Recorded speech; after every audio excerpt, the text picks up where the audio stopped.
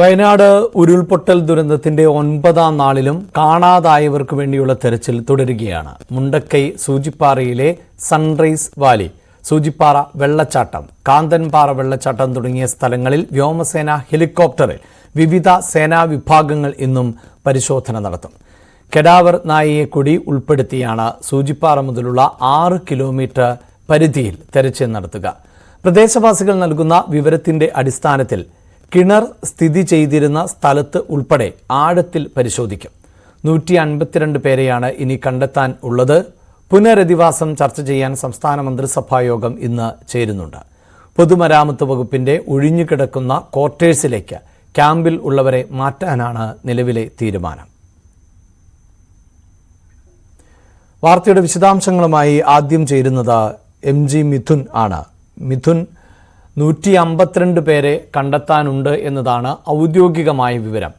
ഇതിനും അപ്പുറത്താണ് കണക്കുകളെന്ന് പ്രദേശവാസികൾ പറയുന്നുണ്ട്. പ്രത്യേകിച്ച് ഇതര സംസ്ഥാന തൊഴിലാളികൾ ഉൾപ്പെടെയുള്ളവരുടെ കൃത്യമായൊരു കണക്ക് സർക്കാരിൻ്റെ പക്കൽ ഉണ്ടാകില്ല എന്നതാണ് അവരുടെ കണക്കുകൂട്ടൽ.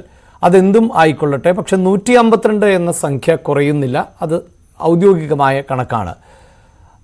അതിൽ ഒരാളെയെങ്കിലും കണ്ടെത്താൻ സാധിച്ചാൽ, ഒരു മൃതദേഹാവശിഷ്ടമെങ്കിലും കണ്ടെത്താൻ സാധിച്ചാൽ എന്ന നിലയിലാണല്ലോ തിരച്ചിൽ ഇപ്പോഴും തുടരുന്നത്.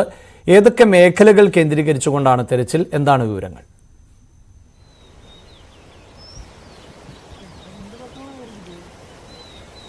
അഭിലാഷ്, ഞാനിപ്പോൾ നിൽക്കുന്നത് ചൂരൽമലയിലാണ്. ചൂരൽമലയെ ബന്ധിപ്പിക്കുന്ന ഈ ഒരു താൽക്കാലിക ബെയിലി പാലത്തിലാണ് ഇവിടെ ഉള്ളത്. ഈ ഭാഗത്ത് ഇന്ന് തെരച്ചിൽ ആരംഭിക്കുകയും ചെയ്യും. ഇവിടെ കഴിഞ്ഞ ദിവസങ്ങളിലൊക്കെ തന്നെ വ്യാപകമായ തെരച്ചിൽ നടത്തുകയും ചെയ്യുന്നു. അതിൽ ഹിറ്റാച്ചികളും ഒപ്പം തന്നെ മണ്ണും ആന്തി യന്ത്രങ്ങളും ഒക്കെ ഉപയോഗിച്ചുകൊണ്ട് ഇവിടെ നിന്ന് മണ്ണ് നീക്കി ഇവിടെ ഒന്നും തന്നെ ഇനി കണ്ടെത്താൻ ഒന്നുമില്ല എന്ന് ഉറപ്പുവരുത്തിയ മേഖലകൾ കൂടിയാണ്. ഇവിടെ ഒരു വട്ടം കൂടി ഇന്ന് പരിശോധന നടക്കുമെന്നാണ് അറിയിച്ചിട്ടുള്ളത്. സേനയുടെ ഭാഗത്തു നിന്നും ഒക്കെ തന്നെ കൃത്യമായ പരിശോധന ഇന്ന് ആരംഭിക്കുകയും ചെയ്യും. അല്പസമയത്തിനകം തന്നെ ഇവിടേക്ക് ഈ പരിശോധനയ്ക്കായിട്ടുള്ള സംഘങ്ങളെ അകത്തേക്ക് കയറ്റിവിടുകയും ചെയ്യും. സന്നദ്ധ സംഘടനകളെയും ഒപ്പം തന്നെ ഫയർ ആൻഡ് റെസ്ക്യൂ, NDRF ടീമുകളെ എല്ലാം തന്നെ അല്പസമയത്തിനകം തന്നെ ഇവിടത്തേക്ക് അകത്തേക്ക് വിടും. ഒപ്പം തന്നെ മുണ്ടക്കൈ, പുഞ്ചിരിമട്ടം അടക്കമുള്ള മേഖലകളിൽ ഇന്നും പരിശോധന നടത്തുന്നുണ്ട്. കാരണം ഇന്നലെ വൈകുന്നേരത്തോടു കൂടി ഈ ഒരു റഡാർ സംവിധാനങ്ങൾ ഉപയോഗിച്ചുകൊണ്ട് നടത്തിയ പരിശോധനയിൽ ചില ഹോട്ട്സ്പോട്ടുകൾ കണ്ടെത്തിയിട്ടുണ്ട്. അവ അവിടെ രേഖപ്പെടുത്തി വിട്ടിട്ടുണ്ട്.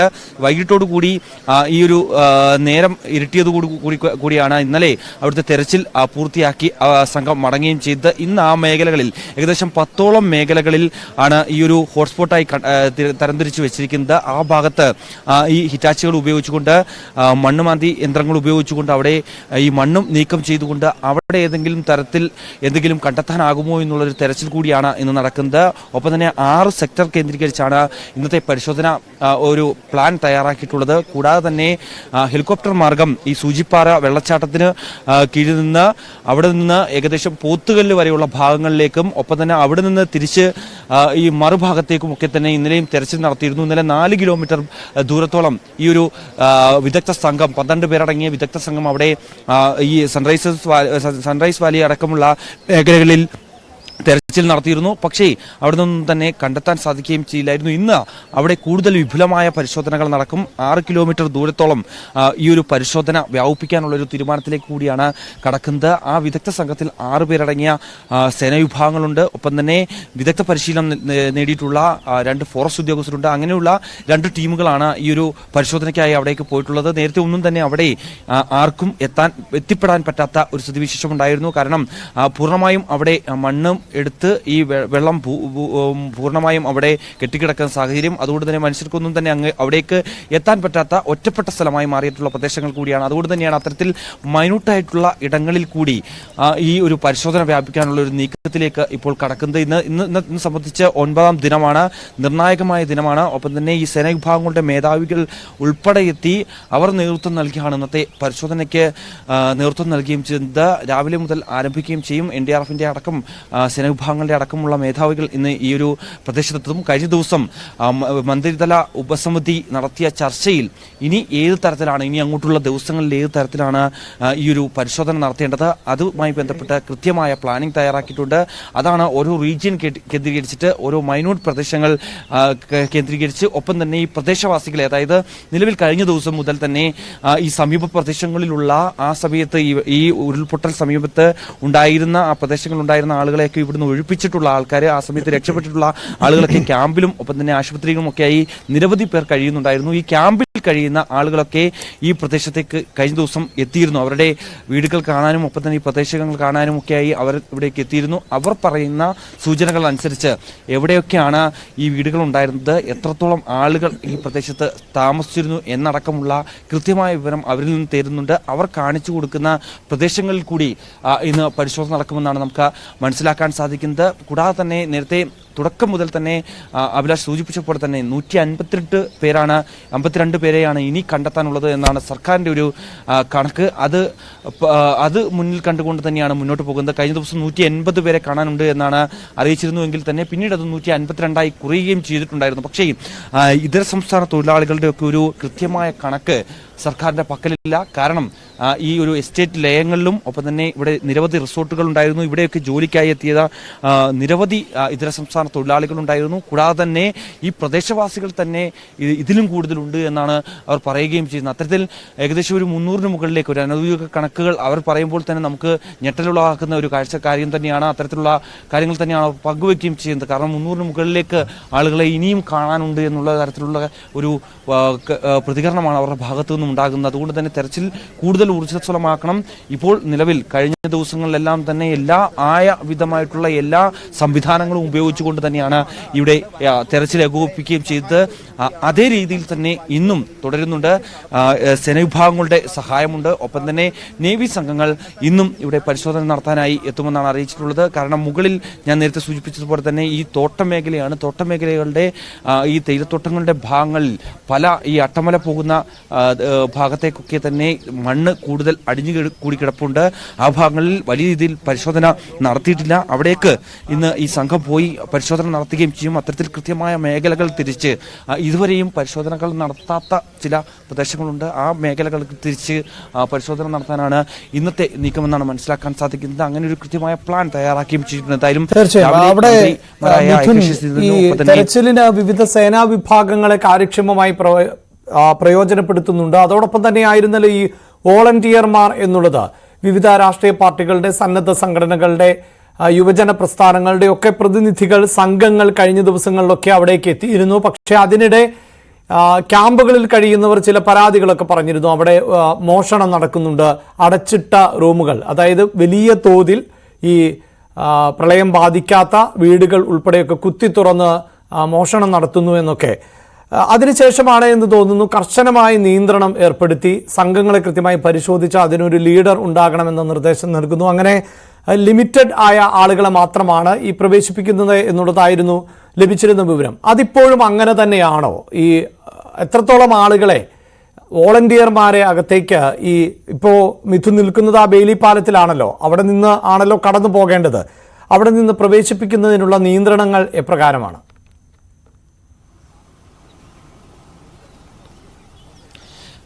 7 ദിവസം വരെ കൃത്യമായി എല്ലാ സന്നദ്ധ സംഘടനകളിൽ നിന്നുള്ള വോളണ്ടിയർമാരെ പൂർണ്ണമായും ഇതിനകത്തേക്ക് പ്രവേശിപ്പിക്കുന്നുണ്ടായിരുന്നു. പക്ഷേ കഴിഞ്ഞ ദിവസം മുതൽ 8ാം ദിവസം മുതൽ ഈ ഒരു രീതി മാറുന്നതാണ് നമുക്ക് കാണാൻ സാധിച്ചത്. വളരെ കുറച്ച് വോളണ്ടിയർമാർ മാത്രമാണ് അകത്തേക്ക് പ്രവേശിപ്പിക്കുന്നത്. കഴിഞ്ഞ ദിവസം DYFIയുടെയും ഒപ്പം തന്നെ യൂത്ത് കെയറിന്റെയും ഒപ്പം തന്നെ SKSFിന്റെയും മാത്രം പ്രതിനിധികളെ മാത്രമാണ് അകത്തേക്ക് പ്രവേശിപ്പിച്ചത്. അതും നിജപ്പെടുത്തിക്കൊണ്ട് വളരെ ചുരുക്കം പേരെ മാത്രമാണ് അകത്തേക്ക് പ്രവേശിപ്പിക്കുകയും ചെയ്തത്. അതിൽ ഓരോ ടീമിനെയും നയിക്കുന്നതിന് വേണ്ടി ഓരോ ഫയർ ആൻഡ് റെസ്ക്യൂ ടീമിന്റെ ഒരു സംഘമുണ്ടാകും അവർക്കൊപ്പം. ഒപ്പം തന്നെ പോലീസിന്റെ ഒരു സംഘമുണ്ടാകും. ഈ വനം വകുപ്പിന്റെ ഫോറസ്റ്റ് ഉദ്യോഗസ്ഥർ ആ ഒരു സംഘത്തിലുണ്ടാകും. സേനാ വിഭാഗങ്ങളുടെ അംഗങ്ങളും ആ ഒരു സംഘത്തിലുണ്ടാകും. അങ്ങനെ ഓരോ ടീമായി തിരിച്ചുകൊണ്ട്, കൃത്യമായി ടീമായി തിരിച്ചുകൊണ്ടായിരുന്നു ഇപ്പോൾ ഈ ഒരു സാഹചര്യത്തിൽ കഴിഞ്ഞ ദിവസം മുതൽ പരിശോധന ആരംഭിക്കുകയും ചെയ്തു. ഒപ്പം തന്നെ വ്യാപകമായ മോഷണം നടക്കുന്നു എന്നുള്ള പരാതികളുണ്ടായിരുന്നു. അത് സ്ഥിരീകരിക്കുകയും ചെയ്തിട്ടുണ്ടായിരുന്നു. ആ സമയത്ത് ഈ രാത്രി സമയത്താണ് ഈ വ്യാപകമായിട്ടുള്ള മോഷണ ശ്രമങ്ങൾ നടക്കുകയും ചെയ്തത്. അതുകൊണ്ട് തന്നെ 24/7 കൃത്യമായ പെട്രോളിംഗ് സംവിധാനം ഏർപ്പെടുത്തിയിട്ടുണ്ട്. ഇവിടെ പോലീസ് ക്യാമ്പ് ചെയ്യുന്നുണ്ട്. മുകൾ ഭാഗങ്ങളിലെല്ലാം തന്നെ രാവിലെ മുതൽ രാത്രി വരെ, അതായത് 24 മണിക്കൂറും കേന്ദ്രീകരിച്ച് ഇവിടെ പരിശോധന നടത്തുന്നുണ്ട്. ആ ഭാഗങ്ങളിലൊക്കെ പോലീസ് ക്യാമ്പ് ചെയ്യുകയും ചെയ്യുന്നുണ്ട്. അത്തരത്തിൽ ഉള്ള ഒരു പ്രശ്നവും ഇനി ഉണ്ടാകില്ല എന്ന് മന്ത്രിമാർ തന്നെ വ്യക്തമാക്കിയിട്ടുണ്ടായിരുന്നു. എന്തായാലും അത് കേന്ദ്രീകരിച്ചുള്ള അന്വേഷണങ്ങളൊക്കെ നടക്കുകയും ചെയ്യുന്നുണ്ട്. മറ്റൊരു പ്രധാനപ്പെട്ട കാര്യം, ഇപ്പോൾ നമ്മളിൽ കാണുന്ന ഈ പ്രദേശത്ത് നിരവധി വീടുകൾ ഈ ഒരു പ്രളയം ഈ ഒരു ദുരന്തം ബാധിക്കാത്ത നിരവധി വീടുകളുണ്ട്. ആ വീട്ടിലുള്ളവരൊക്കെ തന്നെ നിരവധി പേർ ക്യാമ്പിലാണ് കഴിയുന്നത്. അവരൊക്കെ ഇനി എന്ത് ചെയ്യും? ഇനി ഇവിടെ വന്ന് എങ്ങനെ താമസിക്കാൻ കഴിയും? കാരണം തങ്ങൾ കണ്ടുകൊണ്ടിരുന്ന ആളുകളൊന്നും തന്നെ ഇല്ലാത്ത ഒരവസ്ഥ. അങ്ങനെ ഒരു സ്ഥലത്ത് എങ്ങനെ തങ്ങൾ ഇനി താമസിക്കും എന്നുള്ളൊരു ചോദ്യം ഉണ്ടായിരുന്നു. അവരെ കൂടി പുനരധിവസിപ്പിക്കുന്നുള്ള ഒരു പ്രഖ്യാപനം കൂടി കഴിഞ്ഞ ദിവസം മന്ത്രിതല ഉപസമിതിക്ക് ശേഷം മന്ത്രിമാർ വ്യക്തമാക്കുകയും ചെയ്തിട്ടുണ്ടായിരുന്നു. കൂടാതെ ഇന്ന് വൈകിട്ട് നിർണായക യോഗം ചേരുന്നുണ്ട്. ഈ സേനാ വിഭാഗങ്ങളുടെ മേധാവികളുമായി ഇന്ന് മന്ത്രിമാർ കൂടിക്കാഴ്ച നടത്തും, ഉദ്യോഗസ്ഥരുമായി കൂടിക്കാഴ്ച നടത്തും. കാരണം ഇനിയുള്ള ദിവസങ്ങളിൽ, കാരണം ഒൻപതാം ദിവസത്തേക്ക് അടുക്കുന്നു.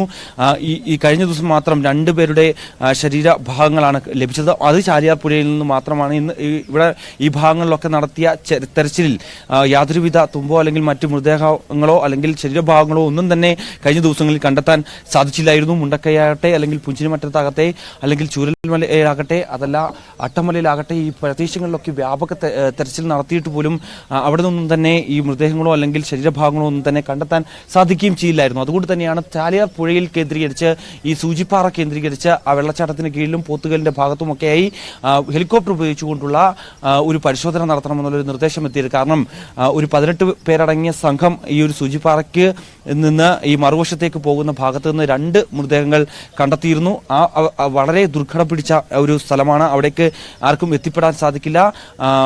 ഒരു കൊക്ക പോലെ, അതായത് റോപ്പ് ഉപയോഗിച്ച് മാത്രമേ അവിടേക്ക് ഇറങ്ങാൻ സാധിക്കുകയും ചെയ്യൂ. അത്തരത്തിൽ ഇറങ്ങിയ 18 പേർ അവിടെ കുടുങ്ങിപ്പോകുന്ന ഒരു സ്ഥിതിവിശേഷം ഉണ്ടായിരുന്നു. പിന്നീട് അവരെ ഈ ഒരു SOG ടീമിന്റെയും ഒപ്പം തന്നെ തണ്ടർബോൾട്ടിന്റെയും ഒക്കെ സഹായത്തോടു കൂടിയാണ് അവരെ തിരികെ അവിടെ നിന്ന് കരയ്ക്കേക്ക് കയറ്റുകയും ചെയ്തത്. അതുകൊണ്ട് തന്നെ ആ പ്രദേശത്ത് കൂടുതൽ മൃതദേഹങ്ങൾ ഉണ്ടാകാം. അത്തരത്തിൽ ഒരു മൃതദേഹം അവർ കണ്ടെത്തിയത്, അത് നമ്മോട് പങ്കുവെച്ച ഒരു കാര്യം പ്രധാനമായി അവർ പറയുന്നത്, ആ മൃതദേഹത്തിന്റെ കാൽപാദം മാത്രമായിരുന്നു അവർ കണ്ടത്. അതിനടിയിലേക്ക് മുകളിൽ ഈ കല്ലുണ്ടായിരുന്നു, ഒപ്പം തന്നെ മരത്തടികൾ അതിന് മുകളിലുണ്ടായിരുന്നു. മണ്ണും വീണ് ഈ മൃതദേഹം പൂർണ്ണമായും അടിയിൽ താഴ്ന്നു കിടക്കുന്ന സ്ഥിതിയായിരുന്നു. അത്തരത്തിൽ വളരെ പ്രയാസപ്പെട്ട ഏകദേശം 3.5 മണിക്കൂറോളം എടുത്തിട്ടാണ് ആ ഒരു മൃതദേഹം അവർ പുറത്തെത്തിക്കാനുള്ള ശ്രമം നടത്തിയത്. അങ്ങനെ പിന്നീട് എയർലിഫ്റ്റ് ചെയ്താണ് ആ മൃതദേഹം മോർച്ചറിയിലേക്ക് മാറ്റുകയും ചെയ്തത്. അതുകൊണ്ട് തന്നെ ആ ഭാഗങ്ങളിലൊക്കെ കൃത്യമായ പരിശോധന നടത്തണം. കൂടുതൽ മൺകൂനകളായി അവിടെ കിടക്കുന്നുണ്ട്, പാറകൾ അടിഞ്ഞു കിടക്കുന്നുണ്ട്. ആ ഭാഗങ്ങളിൽ കൃത്യമായ പരിശോധന നടത്തണമെന്നുള്ള ഒരു നിർദ്ദേശം അവർ മുന്നോട്ട് വെക്കുകയും ചെയ്തു. അതനുസരിച്ച് കൂടിയാണ് 2 സംഘങ്ങളായി തിരിഞ്ഞ് ഹെലികോപ്റ്ററിന്റെ സഹായത്തോടെ എയർലിഫ്റ്റ് സംവിധാനത്തോടു കൂടി റോപ്പ് കിട്ടി അവിടേക്ക് ഈ വിദഗ്ധ സംഘം ഇറക്കി. ഫോറസ്റ്റിന്റെ ഉദ്യോഗസ്ഥരുടെയൊക്കെ സഹായത്തോടു കൂടി അവിടെ ഇറങ്ങി ഇന്ന് പരിശോധന നടത്തുന്നത്. 6 കിലോമീറ്റർ കേന്ദ്രീകരിച്ചാണ് ഇന്ന് പ്രധാനമായും ആ മേഖലയിൽ സൂചിപ്പാറ അടക്കമുള്ള പ്രദേശങ്ങൾ കേന്ദ്രീകരിച്ച് ഇന്ന് പരിശോധന നടത്താൻ പോകുന്നത്. എന്തായാലും മുണ്ടക്കയിൽ അടക്കമുള്ള പ്രദേശങ്ങളിൽ, അതായത് അവിടെ ഈ പ്രദേശവാസികളെ എത്തിക്കുന്നുണ്ട്. ക്യാമ്പുകളിൽ നിന്ന് വരാൻ കഴിയുന്ന, അതായത് ഇപ്പോഴും പലർക്കും ഈ ഒരു യാഥാർത്ഥ്യം ഉൾക്കൊള്ളാൻ സാധിച്ചിട്ടില്ല. ഇത്തരത്തിലൊരു ദുരന്തത്തിൽ നിന്ന് അവർക്ക് കരകയറാൻ ഇതുവരെയും സാധിച്ചിട്ടില്ല. അത്തരത്തിൽ നൊമ്പരം പെടുത്തുന്ന ആ ഒരു സ്ഥിതിവിശേഷം, ആ ഒരു കാഴ്ചയിൽ നിന്ന് അവർക്ക് ഇതുവരെയും മുക്തരാവാൻ സാധിക്കാത്ത ഒരു പശ്ചാത്തലമാണുള്ളത്. അതിൽ നിന്ന് ഉൾക്കൊണ്ട്